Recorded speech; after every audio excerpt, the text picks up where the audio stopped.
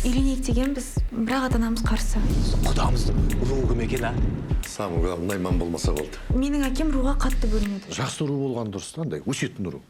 Шапырашты, мысалы, жалайыр деген. Біреуіміздің әкеміз бизнесмен, біреуі стройкада істейді. Ойбай. Үй жаққа сыгандар кіріп кетті, 5-10 теңгесін беріп, қуып жібер. Құда шақырып бітіреді. Мен көрсем де аналарға қызымды бермеймін. Алтын беген, а? Сенің қызың қу кедейлерге кетіп бара жатыр. Строительный фирмаларыңыз бар ма? Фирма дейтін де емес енді. ИП. Сіздерде бизнесмен деген жоқ па? Мен той басқарам, тамады.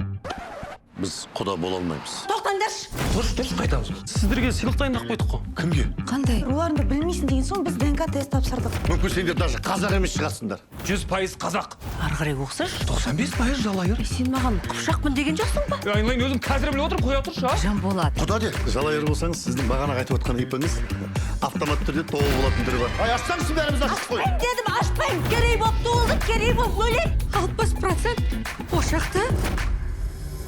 Құда, неге жырттыңыз? Мен бір подругам күшті шежіреші бар деген. Қайырлы кеш. Кет! Дұрыс айтасыз. Отыр! Ұяласың ана! Бәтем болып тұрып едіңіз. Басты кете берші, сен қатын не? Руым кім менің? Атаймын деп айттым ғой. Атаймын! Кет! Құда!